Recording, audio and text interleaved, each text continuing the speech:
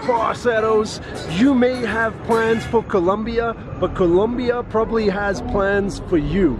I've already shared 9 things you should know before you visit Colombia. So in this video, I'm going to share 7 advanced travel tips to take your Colombian adventure to the next level.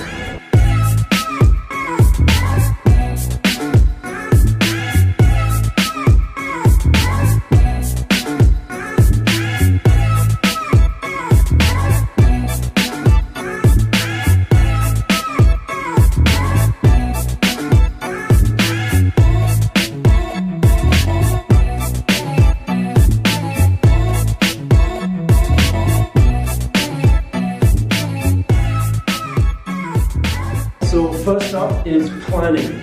The best use of your time before coming to Colombia is probably best spent brushing up on some Spanish and scouting out some places that you'd like to visit when you're here. You can get hundreds of ideas online from my YouTube channel, so make sure to subscribe if you aren't already. Instagram, geotags. Use the search feature to find different parts of Colombia that you'd like to see for yourself. That's really handy. When you're confirming the dates for your trip to Colombia, make sure to check out a calendar of ferias and festivos. You'll find different ones. There are a large amount of ferias in Colombia. Definitely recommend checking some of them out. Some of the bigger, more popular ones, the Feria de Flores in Medellin, the Barranquilla Carnaval, La Festival de Blancos y Negros in Pasto, and one of my personal favorites, the Feria de Manizales. Visiting smaller, less touristy towns are a really good idea during the ferias because the town is out and having some fun, and I'm sure you will too.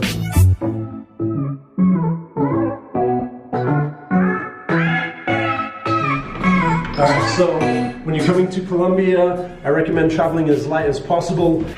Most of the national airlines have electronic tickets now, but Viva Air is a really cheap airline, but you do have to print your boarding pass before you go there still, so keep that in mind. Otherwise, you're gonna pay about 15 bucks to print a piece of paper. Setena is the airline that I'd recommend if you're going a bit further out, a bit more remote in Colombia, and the prices are gonna be a bit cheaper than you expect. Cheap domestic flights are the best way to get around, especially with shorter time frames. Buses can take a little longer and auto is cheaper. Car rentals are a bit more expensive than you'd expect, but I would recommend some type of road trip if you get the chance. The countryside in Colombia will blow your mind. There are a few different motorcycle companies doing tours around Colombia. I would also really recommend getting out on a motorbike. The mountainous roads in Colombia are some of my favorite roads to ride in the Americas. Once you're in the cities, use an app called Easy Taxi or Uber to get around. If you're going on a day trip, ask the concierge or the front desk and they'll set you up with a driver to do that. So that's probably the easiest way to do it without the hassle of having your own car.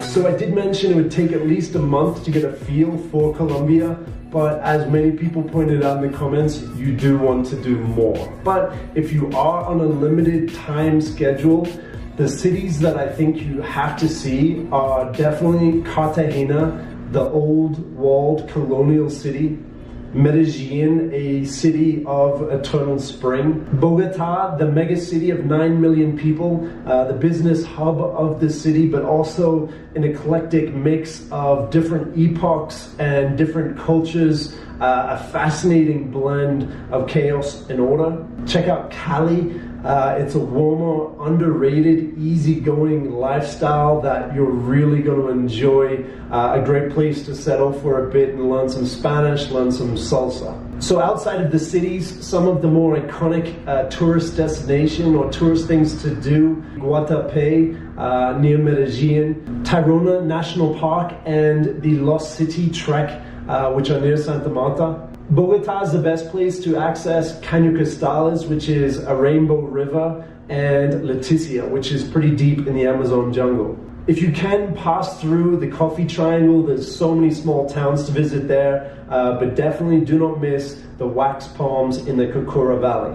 So those are some must-do, more common mainstream activities, but this is an advanced tips video. So I'm going to share with you guys a few spots that I think are underrated that you're definitely going to enjoy. First up, Minca. It's just above the hills of Santa Marta, very close to Tayrona National Park, but it's got fresher air, a really natural, nice environment, and some of the most spectacular views you've ever seen. San Jose de Guaviare. This one is to the southeast of Bogota, about 6 hours by road. It is the most underrated tourist destination in Colombia, as far as I'm concerned. Waterfalls, colorful rivers, cities of rocks, caves, jungles, 10,000-year-old rock paintings. That place is going places.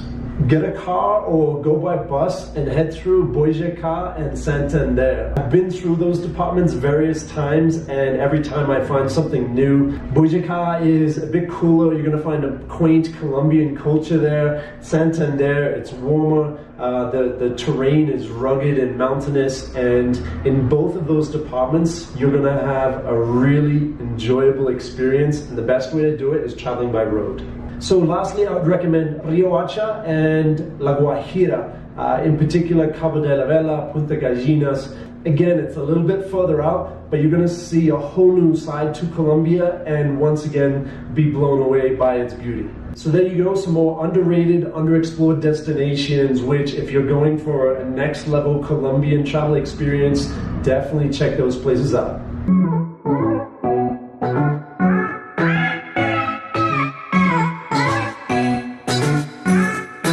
Get your phone ready. Go onto Google Maps, pre-download the Google Maps for the locations that you're going to be visiting. This will allow you to access the maps and see where you're going, even if you don't have Wi-Fi. Even if you're here for a few days, it's worth getting a local SIM card so you can access Maps, TripAdvisor, Google Translate, various other apps that are gonna help you navigate a bit easier. Make sure to upload the photo page and the visa page of your passport onto the cloud and download a version offline so you have it on your phone as well, just in case.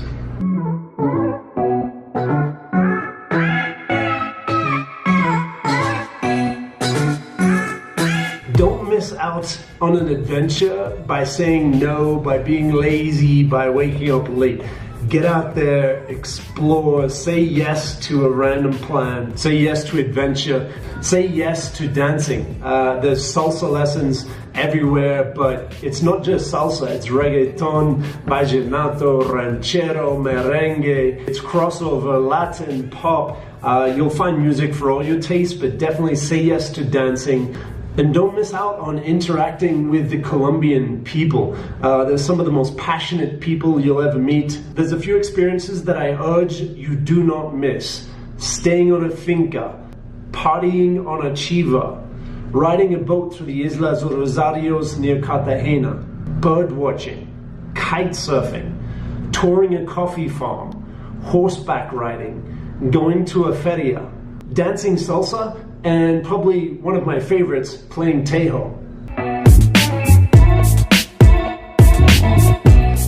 Now, food is an interesting one. If you're on a budget, you're gonna find a lot of options, and I would really recommend the Menú del Día. El Menú del Día is a set lunch that comes with a soup, a big main plate, and a juice, and sometimes a little dessert. For breakfast, I recommend checking out the local bakeries. They have fresh bread every morning with eggs. It's pretty delicious. Pick up some exotic fruit. There's lulo, maracuja, guanabana, feijoa, a bunch of random exotic fruits. Head to the markets, explore, pick up some foods, and bring it back to your Airbnb, lifeafar.com/rent, where you can prepare some of these meals and some of these local recipes yourself. When you're in Bogota, hunt down an ajiaco. It's the classic soup in Bogota. In Medellin, look for a bandeja paisa. When you're in Medellin, it's called a bandeja típica. One of the most hearty meals, one of my personal favorites as well.